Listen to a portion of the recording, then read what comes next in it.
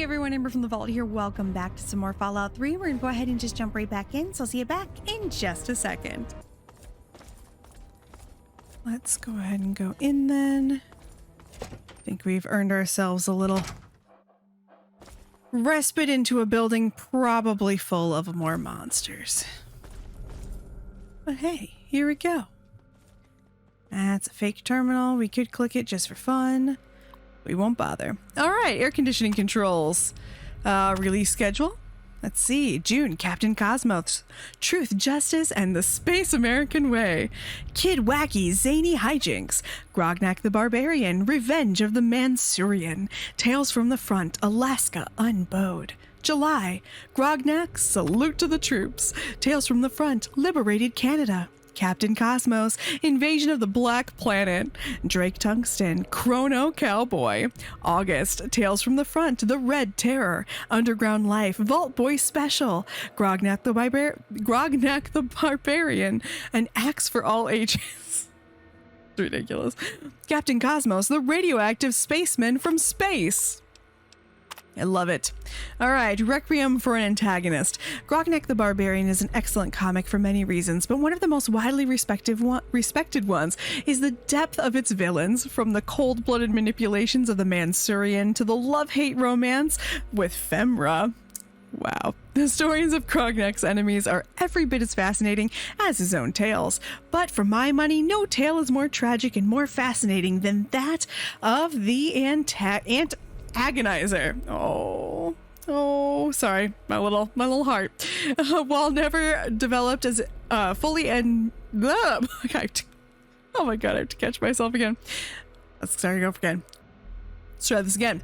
While never developed as fully as major villains like Skullpocalypse or Mastodon, the portrait of the orphaned girl raised by ants and instilled with a bitter hatred of humanity has tremendous potential for reader connection and possible redemption. However, in Grognak and the Ants of Agony, Mr. Neptura, I think that's how I'm supposed to say that, threw away all of that potential by simply creating the Antagonizer as a two-dimensional villain with a futile and pointless grudge against humankind. His writing replaced her subtle undertones of lost humanity and tragically lost innocence with the worst sort of mustache-twirling cliched dialogue. It was an offense to a deep and tragic character. How a hack like that continues to find work in comics is beyond my comprehension. Hubris Comics should fire him and return the series to the capable hands of Mr. Morales. Until that time, I refuse to buy another comic from what used to be my favorite publisher, Obsessed in Oakmont. I believe that they get those a lot at different places. Beta testing notice, Mrs. Grainer. Beginning Monday, members of the Grognak's Little Heathens fan club will begin visiting the offices to participate in beta testing our reign of Greylock software. Participants must fill out our participation agreement and should be directed to the testing station 15 minutes prior to their scheduled appointment time. Just follow the main hallway all the way to the end and go through the door to your right. From there, the beta testing area is just down the smaller hallway to your right. Rebecca, personal note, some members of the fan club might be a little exuberant. We realize that you are not a babysitter and appreciate the extra trouble you'll be going to this week. This beta test is very important to getting our Hubris software venture off to a good start, so please do your best to keep things under control up front. You will be compensated at time and a half for the week as a token of our gratitude for your trouble. Hey, I'm there for that. For immediate release, Hubris Comics and Vault-Tec Incorporated unveil Vault Boy meets Hell's Chain Gang, limited 5-part miniseries. The very best in Invincible Entertainment and Penetrable Vaults team up to bring comic fans a gripping grimoire of greatness. Wow, I love it. From their headquarters in Washington, D.C., Hubris Comics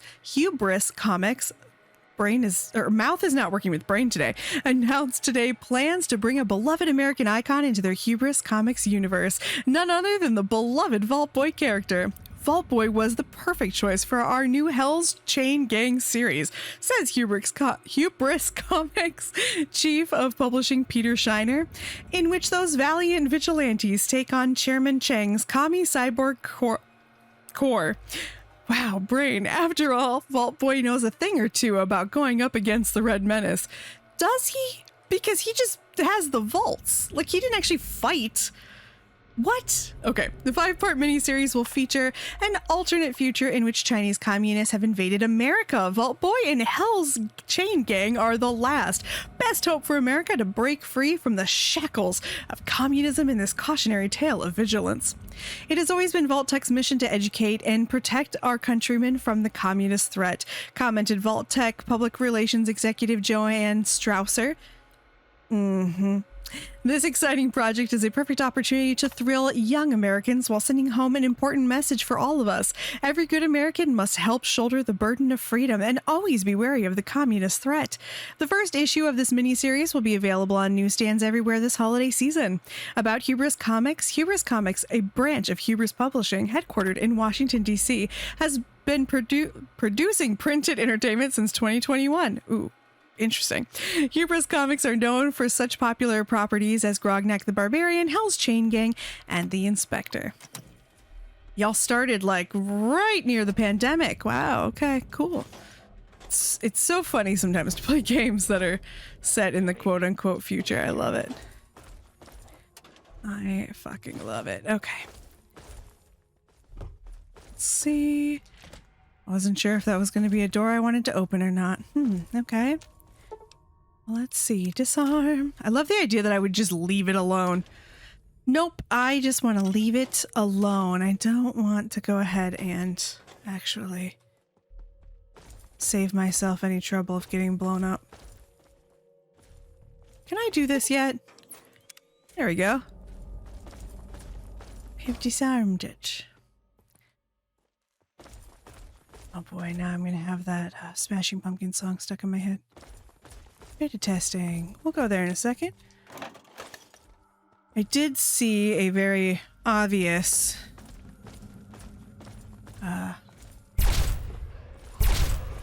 feral ghoul down here, so there we go. There's one of them. Alright, I'm sorry that you guys turned into, like, basically villains you probably would have written comics about. It feels dark and I don't know.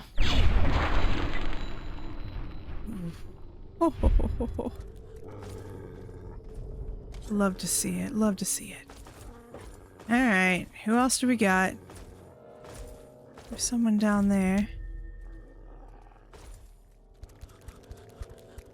Aha! There we go. I have a feeling I either went backwards or I have shown... Oh, that fucking sucks.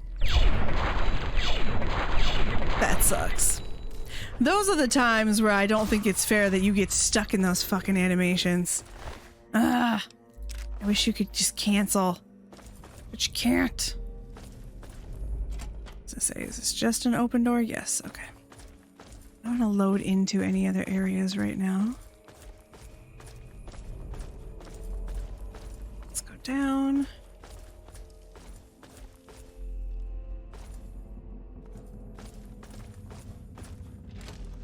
I feel like at one point I ended up here on accident. Was it here that I ended up on accident? I ended up somewhere on accident and it was just full of feral ghouls. And I was like, oh, I'll come back here later. And then of course, I don't remember now where the hell it was. Because why would I? Why would I? Ooh, yes, I will take that actually. Alright, bathrooms. Nothing good there. Anything? Nope. Alright, one more small check. Nope, not seeing anything important. I'm probably missing stuff, but that's okay. Let's go back up.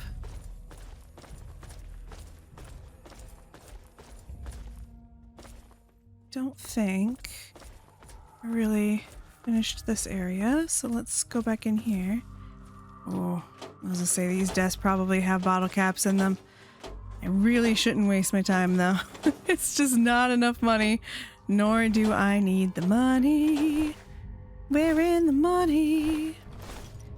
It's so hard not to do, like, I don't know, do y'all struggle with this? Just like the fact that I could be clicking on something. All right, I actually don't know if we finished that area completely. We probably didn't, but I feel the need to come here because we didn't yet. Okay. Thing.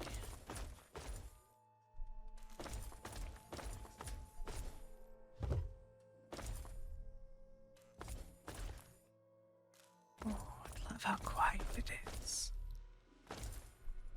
I like the ambient music, but I also just really like when it's quiet. Ooh, I just smacked my mic. I'm so sorry. Reign of Greylock. Okay, plains. Look around. Oh. Yes! Okay, here's the deal. We're gonna do this. You are standing in a wide plain, foothills stretch to the north where clouds gather around an ominous peak. A dirt patch winds from a lonely chapel to the east through the plains where you're standing and south into the bustling town.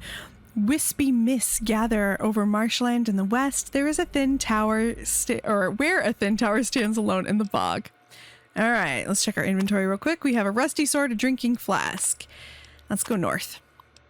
All right, mountainside, look around. You are on the craggy, wind-blasted face of the mountain. Storm clouds coil above the summit, pelting you and the sparse vegetation with torrential downpour. Far below, beyond the foothills, a wide plain stretches across the southern horizon.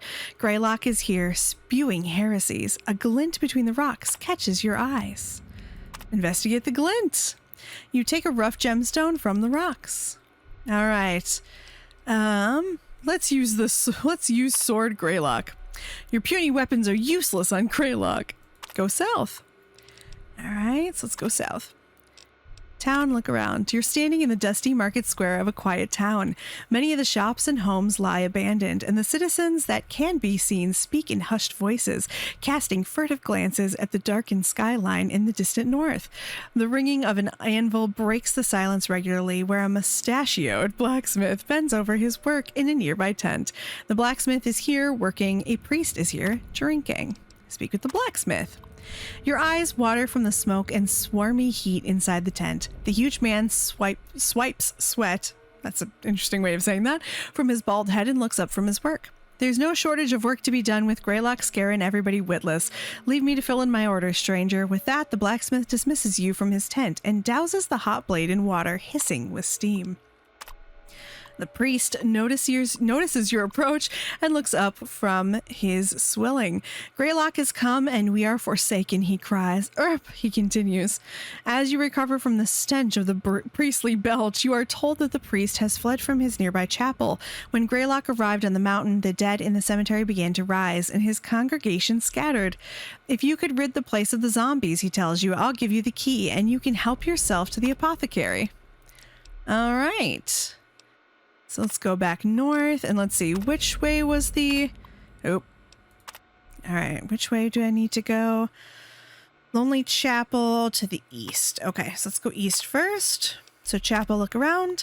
You stand at the end of the dirt path facing a small chapel. The stucco walls are faded. Many roof tiles are missing. The great oaken doors are locked. The congregation is nowhere to be found. A small cemetery of crooked headstones lies in the shadow of the cracked steeple. The dirt path winds westward through a great featureless plain. A zombie totters aimlessly nearby. There is an open grave nearby. All right, you sword on the zombie. Your blow knocks the zombie into the grave. Examine the grave. There is a deep, empty grave in the cemetery. Several bloated rats and a zombie corpse float in the foot of filthy water at the bottom.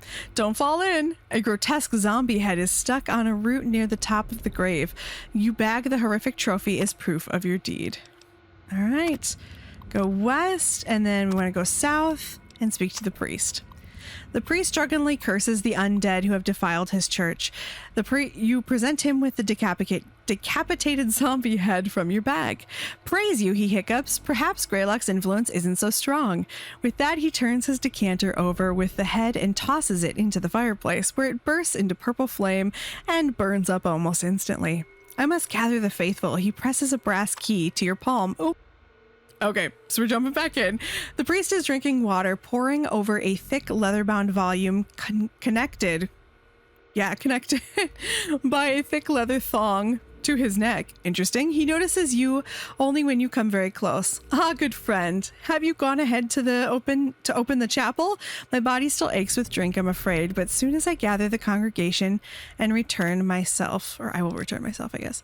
So let's go north and let's go back east. Go to the chapel. You stand at the end of the dirt path facing a small chapel.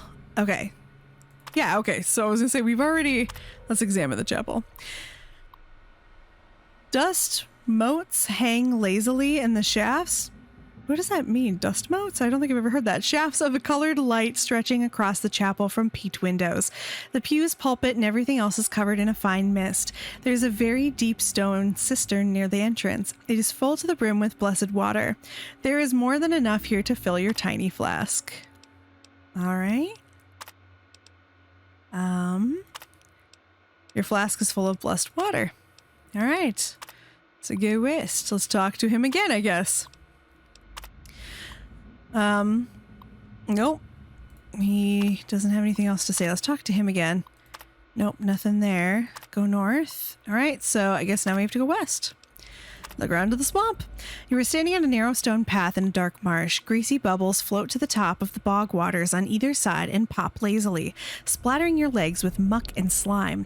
A short stone tower squats there. Squats here, I guess. It's a funny way of describing it too. No door is visible and the stones are smooth and polished. A balcony juts out midway up the tower's face. The heady smells of incense mix with the nauseating stench of the swamp. The stone path unfurls eastward toward a broad plain beyond the marshes. A wizard is here, gesticulating wildly from his balcony. Ho ho, the Slayer of Greylock approaches, raw stone in hand. Just as I've seen. The wizard's pointy hat bobs excitedly as he points a finger at you. Suddenly, a pale orange arc of light extends from the knobby finger and draws the gemstone from your bag before you can react. The gemstone halts and hovers in the air before the wizard's nose. Essence be true, powers renew, fatty who do. With that, he slaps the hovering stone, smashing it against the smooth stone of the tower. In a burst of light, the stone splits into two, and one lands in each outstretched palm of the hopping little wizard. Shard for the sword, wrap her in iron, and she'll find Greylock's black heart for you. Take the shaft too. You'll need payment for a smith to forge this weapon. He tosses the stones down, which you leap forward to catch safely. All right, we can talk to him again. Let's see. Get you to a smithy. Forge the shard with sword and defeat Greylock. The wizard tosses some pebbles down to shoo you away and busies himself conjuring colored puffs of smoke. All right, so let's go back south and the blacksmith. The blacksmith regards you gruffly and is about to dismiss you when you produce the polished gemstone from your bag. He sets his hammer aside and twirls his mustache. A right fine stone that is, he says, admiring your faceted stone. What would you be needing then? Following your careful instructions, the smithy reforges your rusty sword with a magical shard at the center of the blade. All right, so we're going to go north. Go north again, and we're going to use the magical sword on Greylock. When you draw your sword, Greylock lowers his great horned head and bellows laughter in your face.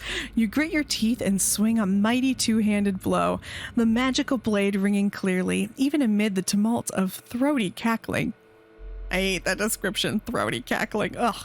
You swing the sword so fiercely it escapes your grip and hurtles into the open maw of the monstrosity, lost from sight in the arid darkness of Greylock's throat.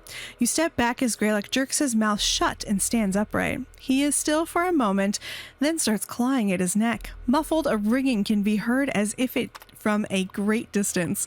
Suddenly, Greylock's chest bursts in a font of viscous green blood. Ooh, beautiful. The ringing can be heard clearly now, and as thick lifeblood oozes around the protruding tip of the magic sword, the storm clouds swirling the peak are already clearing. Greylock is defeated. The end. Thanks for playing. Victory! All right, game over. We did it. We beat it. What? What did I do? I clearly hit something or did something stupid. Well, you know. That sounds like me. Alright, so our beta testing is over. We've defeated the game. Clearly I'm a I'm a great gamer. Sometimes I forget that that's what games were. Oh, there we go. Yep. I didn't look.